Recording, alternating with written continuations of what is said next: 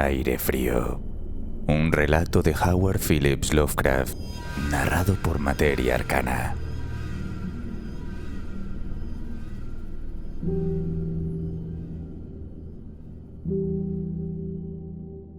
Me preguntas por qué temo las corrientes de aire frío.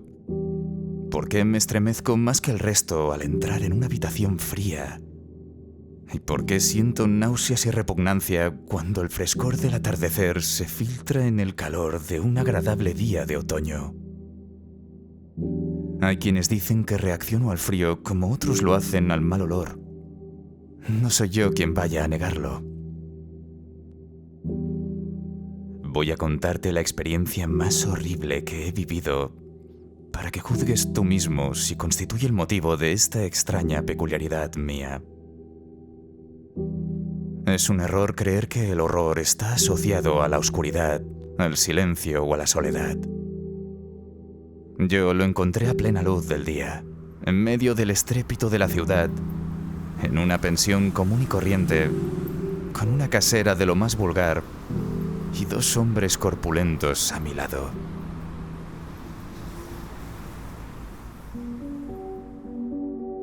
En la primavera de 1923 había conseguido un trabajo mediocre y mal pagado para una revista en Nueva York. Y como no podía permitirme un alquiler decente, empecé a ir de una pensión barata a otra en busca de una habitación limpia, con un mobiliario aceptable a un precio razonable. Pronto comprendí que no había nada bueno entre lo que escoger. Pero al cabo de un tiempo di con un edificio en la calle 14 Oeste que me resultó menos desagradable que los demás.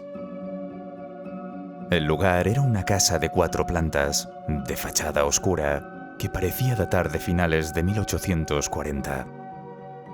El deterioro del mármol y la carpintería delataba la decadencia de lo que había sido una opulencia refinada. Las habitaciones eran amplias, de altos techos, con un papel de pared estrafalario y molduras ornamentadas en exceso. Persistía un olor a humedad, con cierto hedor a comida, cuyo origen era imposible precisar. Pero los suelos estaban limpios, la ropa de cama se cambiaba con bastante regularidad, y el agua caliente no solía faltar ni se enfriaba demasiado. De modo que acabé considerándolo un lugar medianamente soportable donde hibernar, hasta poder volver a vivir en condiciones. La casera, una española desaliñada, casi barbuda, llamada Herrero, no me molestaba con chismes ni reproches por la luz que dejaba encendida hasta altas horas de la madrugada en mi habitación del 3er piso. Y mis compañeros de pensión eran tan silenciosos y reservados como uno podía desear. Casi todos españoles, algo menos toscos que la mayoría. Solo el estrépito de los tranvías en la calle de abajo era una molestia considerable. A la 3ª semana de mi estancia, ocurrió el primer incidente. Una noche, hacia las 8, oí un goteo en el suelo y me di cuenta de que ya hacía un rato que percibía el penetrante olor del amoníaco. Miré alrededor y vi que el techo estaba húmedo. Goteaba. El agua parecía venir de una esquina que daba a la calle. Con intención de remediarlo, bajé al sótano a avisar a la casera, que me aseguró que se resolvería enseguida. El doctor Muñoz debe de haber derramado sus productos químicos, exclamó mientras subía las escaleras delante de mí. Está demasiado enfermo para curarse él mismo, y cada vez está peor, pero no quiere que ningún otro doctor lo atienda. Su enfermedad es muy rara. Se pasa el día tomando baños que huelen mal y nunca puede entrar en calor ni alterarse. Todo se lo hace él solo. Su cuarto está lleno de botellas y máquinas y ya no trabaja como médico. Pero una vez fue un hombre muy importante. Mi padre, en Barcelona, había oído hablar de él y hace muy poco le curó el brazo a un fontanero. Pero nunca sale, salvo para subir al tejado. Y mi hijo Esteban le lleva la comida, la ropa, las medicinas y los productos químicos. Dios mío, la cantidad de sal amoníaco que usa ese hombre para mantenerse frío. La señora Herrero desapareció escaleras arriba hacia el 4º piso y yo regresé a mi habitación. El goteo de amoníaco cesó y mientras limpiaba el líquido y abría la ventana para ventilar, oí sus pesados pasos en el piso de arriba. Hasta entonces nunca había oído al doctor Muñoz, salvo por ciertos ruidos, como los de algún motor de gasolina.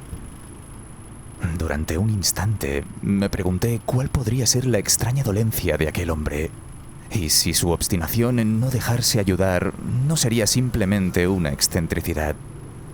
Pensé entonces, aunque fuera un tópico, en la profunda tristeza de contemplar la decadencia de un hombre tan eminente.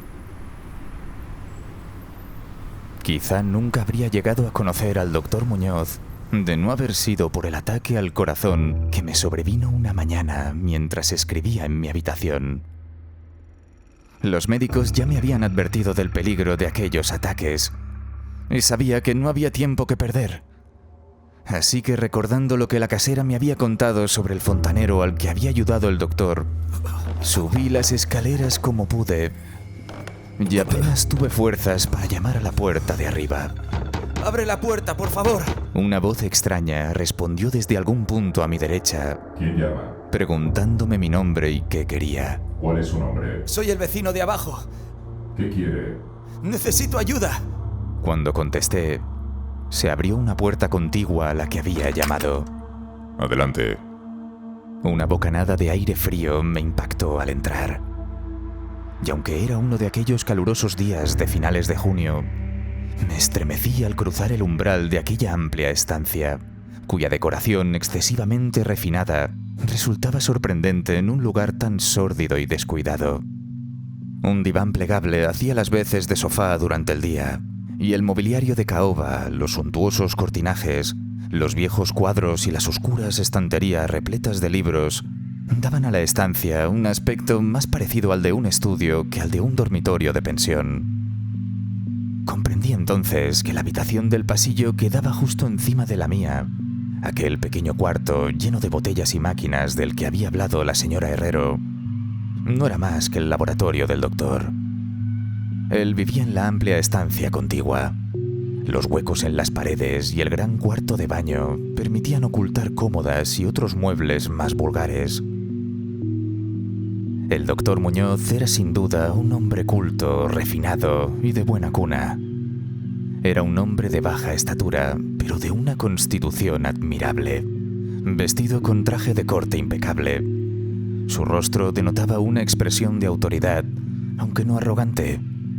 Lo enmarcaba una corta barba canosa, y unas antiguas gafas sin patillas protegían sus grandes ojos oscuros que se apoyaban sobre una nariz aguileña que daba cierto aire oriental a una fisonomía por lo demás marcadamente celtíbera. Su abundante cabello, cuidadosamente recortado, revelaba la atención constante de un buen barbero. Lo llevaba peinado con una raya impecable sobre una frente alta. En conjunto, daba la impresión de una inteligencia extraordinaria y la distinción propia de quien había recibido una esmerada educación. Sin embargo, al ver al doctor Muñoz envuelto en aquella ráfaga de aire frío, sentí una repugnancia que nada en su aspecto parecía justificar. Solo la palidez de su rostro y el frío de su piel podían explicar aquella sensación. Y aún así, resultaban perfectamente comprensibles dada la enfermedad que padecía. Tal vez fuera también aquel frío insólito lo que me inspiraba rechazo. Un frío semejante resultaba anormal en un día tan caluroso, y lo anormal siempre despierta aversión, desconfianza y temor. Pero la repugnancia dio paso a la admiración, pues las extraordinarias habilidades del doctor se hicieron evidentes desde el primer momento, pese al frío glacial y el temblor de sus manos que parecían completamente exangües. Comprendió al instante lo que me ocurría y me atendió con una pericia extraordinaria. Mientras me hablaba con una voz pausada, aunque cuidadosamente hueca y apagada, me confesó que había declarado la guerra a la muerte, que había consumido su fortuna y perdido a todos sus amigos en una vida entregada a extraños experimentos con un único propósito: vencerla. Había en él algo de fanático, aunque bien intencionado. Hablaba con sorprendente locuacidad mientras me auscultaba y preparaba un remedio con unos medicamentos que había sacado del laboratorio contiguo. Evidentemente, encontrar la compañía de un hombre de cierta educación era algo poco frecuente en aquel entorno, y sintió un sorprendente deseo de conversar cuando afloraron los recuerdos de tiempos mejores. Su voz, aunque peculiar, resultaba tranquilizadora, y ni siquiera percibía su respiración mientras hablaba con una serenidad y una fluidez extraordinarias. Intentó distraerme hablándome de sus teorías y de sus experimentos. También recuerdo el tacto con que restó importancia a mi dolencia cardíaca. Sostenía que la voluntad y la conciencia podían imponerse a la vida orgánica, y que si un cuerpo había sido sano en un principio y se preservaba debidamente, era posible mantener, mediante ciertos procedimientos científicos, una suerte de actividad nerviosa. Incluso cuando los órganos habían sufrido graves lesiones, presentaban defectos o faltaban por completo. Quizá algún día podría enseñarme a vivir, o al menos a conservar cierta forma de existencia consciente, sin necesidad de corazón. El doctor padecía un complejo cuadro de dolencias que lo obligaba a vivir sometido a un frío constante. Un aumento prolongado de la temperatura podía serle fatal. Su habitación se mantenía a unos 13 grados gracias a un sistema de refrigeración por absorción de amoníaco. Desde mi habitación justo debajo oía a menudo el motor de gasolina que accionaba las bombas. Me recuperé del ataque con una rapidez asombrosa y salí de aquel cuarto glacial convertido en discípulo y devoto del doctor Muñoz. Desde entonces lo visité con frecuencia, siempre con el abrigo puesto. Lo escuchaba hablar de las investigaciones que llevaba en secreto y de sus inquietantes resultados. No dejaba de estremecerme al hojear aquellos extraños volúmenes de una antigüedad asombrosa que guardaba en sus estanterías. Debo añadir que gracias a su tratamiento, logré curarme de mi enfermedad casi por completo. Al parecer, tampoco despreciaba las fórmulas de los antiguos tratados medievales, pues estaba convencido de que encerraban ciertos estímulos psicológicos capaces de producir efectos extraordinarios en un sistema nervioso cuando el corazón ya había dejado de latir. Me conmovió lo que me contó del anciano doctor Torres de Valencia, que había colaborado con él en aquellos experimentos durante la grave enfermedad que cambió su vida 18 años atrás. Desde entonces arrastraba los males que ahora padecía. Apenas hubo salvado al doctor Muñoz, el anciano doctor Torres sucumbió a la muerte contra la que había luchado durante tantos años. Es posible que salvarlo acabara costándole la vida. Al parecer, los métodos empleados para curarlo habían sido de lo más insólitos. Y los médicos más conservadores jamás los habrían aceptado. A medida que pasaban las semanas, observé con pesar que mi nuevo amigo, tal como había insinuado la señora Herrero, se iba debilitando lentamente, de un modo cada vez más evidente. Su rostro iba perdiendo color. Sus movimientos perdían coordinación, mientras su lucidez y su determinación se iban desvaneciendo. Él era plenamente consciente de su deterioro, y poco a poco, tanto su expresión como sus palabras fueron adquiriendo una ironía macabra que hizo aflorar de nuevo la repulsión que había experimentado al conocerlo. Empezó a desarrollar extrañas manías y una afición cada vez mayor por las especias exóticas y el incienso egipcio, hasta el punto de que su habitación olía como la tumba de un faraón en el Valle de los Reyes. Cada vez necesitaba más frío, y con mi ayuda amplió la red de tuberías de amoníaco de su habitación y modificó las bombas y el sistema de la maquinaria refrigeradora hasta conseguir mantener la temperatura entre 1 y 4 grados centígrados. Más adelante llegó incluso a bajarla hasta los 2 grados bajo cero. El cuarto de baño y el laboratorio permanecían algo menos fríos para evitar que el agua se congelara e interrumpiera las reacciones químicas. El inquilino de la habitación contigua se quejaba del aire helado que se colaba por la puerta entre ambas habitaciones. Así que le ayudé a colocar unas cortinas pesadas para impedir el paso del aire frío. Parecía dominarlo un horror cada vez mayor, tan extraño como enfermizo. Hablaba constantemente de la muerte, pero se reía de un modo inquietante cuando alguien mencionaba el entierro o los preparativos funerarios. El doctor Muñoz se había vuelto cada vez más inquietante, hasta resultar casi macabro. Pero le debía la vida, y no podía dejarlo en manos de unos desconocidos. Cada día me ponía el abrigo que me había comprado para protegerme de aquel frío, antes de limpiar su habitación y atender sus necesidades. También me ocupaba de sus compras, y no dejaban de sorprenderme algunos de los productos químicos que me encargaba comprar en farmacias y proveedores para laboratorio. Poco a poco el apartamento fue adquiriendo un aire cada vez más inquietante. Toda la casa, como ya he dicho, olía a rancio.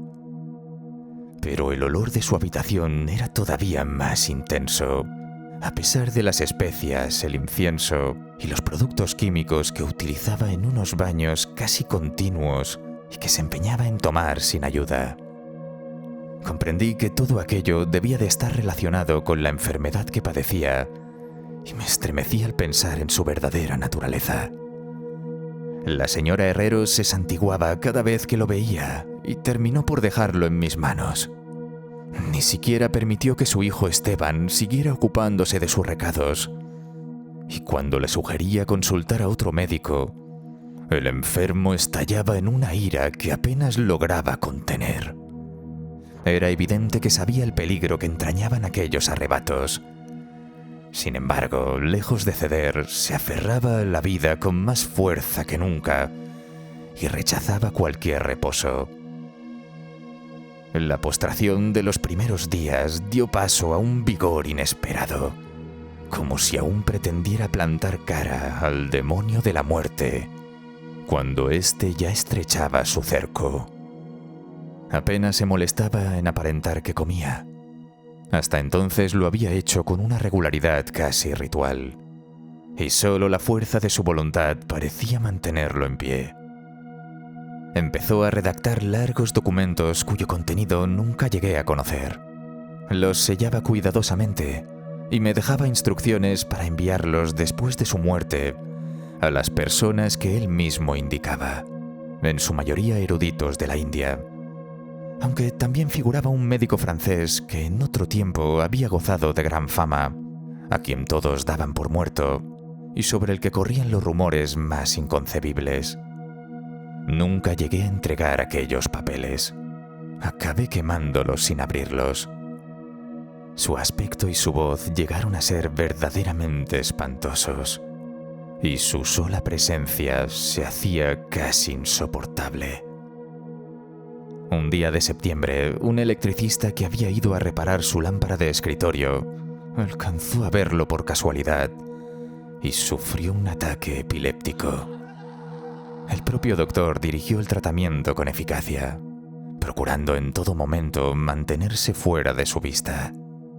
Aquel hombre, curiosamente, había sobrevivido a los horrores de la Gran Guerra sin haber experimentado jamás un terror semejante. Entonces, a mediados de octubre, sobrevino el peor de los horrores de la forma más inesperada. Una noche, hacia las 11, se averió la bomba de la máquina refrigeradora.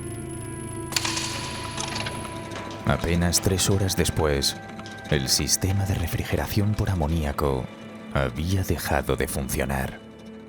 El doctor me llamó golpeando el suelo. ¡La máquina! ¡La máquina! ¡Corre, sube! Yo traté desesperadamente de reparar la avería, mientras él profería maldiciones con una voz tan apagada y espectral que resulta imposible describirla. Mis escasos conocimientos no bastaron para reparar la avería. Joder, no puedo arreglarlo. Cuando por fin conseguí traer a un mecánico de un garaje que permanecía abierto toda la noche, este me dijo que no había forma de repararla hasta la mañana siguiente, porque necesitaba un pistón nuevo. La furia y el terror del anciano moribundo adquirían proporciones casi grotescas y consumían las pocas fuerzas que aún le quedaban. No puede pasar. No puede estar sucediendo. En una ocasión, un espasmo lo obligó a llevarse las manos a los ojos y a correr hacia el cuarto de baño. Regresó con el rostro completamente vendado, guiándose a tientas, y desde ese momento no volví a verle los ojos. El frío del apartamento empezaba a ceder. Hacia las 5 de la madrugada, el doctor se encerró en el cuarto de baño. Me pidió que le consiguiera todo el hielo que pudiera encontrar en farmacias y cafés abiertos durante la noche. Cada vez que regresaba con el hielo, después de haber recorrido media ciudad para conseguirlo, lo dejaba ante la puerta cerrada del cuarto de baño y oía al otro lado un inquietante chapoteo y una voz espesa. ¡Trae hielo! ¡Hielo, por favor! ¡Necesito más hielo! Por fin llegó la mañana, más cálida que las anteriores, y las tiendas comenzaron a abrir sus puertas. Pedí a Esteban que me ayudara a traer hielo mientras yo iba a buscar el pistón de la bomba, o que fuera él a por el pistón mientras yo seguía ocupándome del hielo. Pero por orden de su madre se negó en redondo. Acabé contratando a un individuo de aspecto miserable que encontré en la esquina de la 8ª Avenida. Lo acompañé personalmente hasta una pequeña tienda donde podía conseguir hielo y le encargué que abasteciera al enfermo, mientras yo buscaba un pistón para la bomba y unos operarios capaces de instalarlo. Las horas pasaban sin que lograra avanzar. Sin tiempo para comer, no hacía más que recorrer la ciudad de un extremo a otro, en metro y tranvía, buscando en talleres y en tiendas sin el menor éxito. Hacia el mediodía di por fin con un taller en el centro de la ciudad donde tenían la pieza que necesitaba. Y hacia la 1:30 regresé a la pensión, acompañado de 2 mecánicos y con todo lo necesario para reparar la bomba.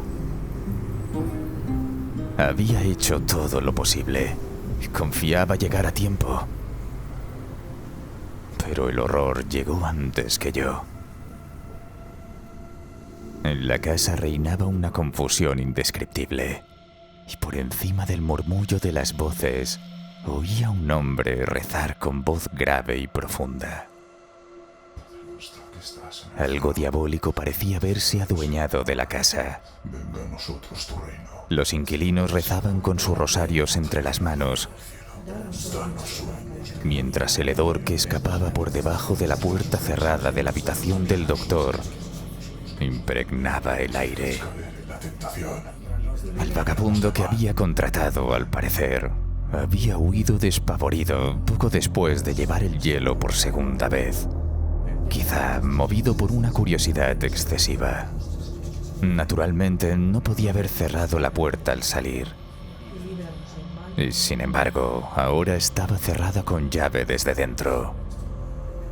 No se oía nada en el interior, salvo un lento goteo, cuyo sonido escapaba toda descripción. Después de hablar con la señora Herrero y los operarios, aunque me dominaba el miedo, propuse echar abajo la puerta. Pero la casera consiguió hacer girar la llave desde fuera con un alambre. Entretanto, ya habíamos abierto las puertas de todas las habitaciones del pasillo y las ventanas de par en par. Y ahora, con pañuelos en la nariz, Entramos temblando en la maldita habitación del ala sur, bañada por la cálida luz del sol de primera hora de la tarde. Un rastro oscuro y viscoso se extendía desde el cuarto de baño hasta la puerta del pasillo. Y desde allí hasta el escritorio, donde se había formado un pequeño charco de aquella materia oscura y viscosa. Sobre la mesa había unas palabras escritas a lápiz por una mano ciega y temblorosa, en un papel cubierto de manchas, como si las garras que habían trazado aquellas últimas líneas apresuradas hubieran dejado su huella sobre el papel. Luego el rastro continuaba hasta el diván, y allí terminaba de una forma que escapa toda descripción. ¿Qué era o qué había sido lo que yacía sobre el diván? No puedo ni me atrevo a decirlo. Esto fue lo que logré descifrar en aquel papel viscoso, antes de prenderle fuego y reducirlo a cenizas. Lo que comprendí con horror, mientras la señora Herrero y los dos mecánicos huían de la habitación para contar lo ocurrido en la comisaría más cercana. Aquellas espantosas palabras parecían casi increíbles a la luz del día, mientras el estrépito de coches y camiones subía desde la concurrida calle 14. Y sin embargo, confieso que entonces las creí. Si aún las creo, no lo sé. Hay cosas sobre las que es mejor no especular. Y lo único que puedo decir es que detesto el olor del amoníaco y que toda corriente de aire inusualmente fría me deja sin aliento. El fin está aquí. Se acabó el hielo. Aquel hombre miró dentro y salió corriendo. Cada minuto hace más calor. Mis tejidos ya no pueden soportarlo. Supongo que ya comprendes a qué me refería cuando hablaba de la voluntad, del sistema nervioso y de la posibilidad de conservar el cuerpo después de que los órganos hubieran dejado de funcionar. La teoría era correcta, pero tenía un límite. Se produjo un deterioro progresivo que no había previsto. El doctor Torres lo comprendió, pero la conmoción acabó con él. No fue capaz de soportar lo que tuvo que hacer. Llevarme a un lugar apartado y oculto cuando respondió a mi carta y me devolvió a la vida. Mis órganos nunca recuperaron su actividad. No tuve más remedio que mantener este cuerpo mediante conservación artificial. Porque, como ves, morí entonces, hace ya 18 años.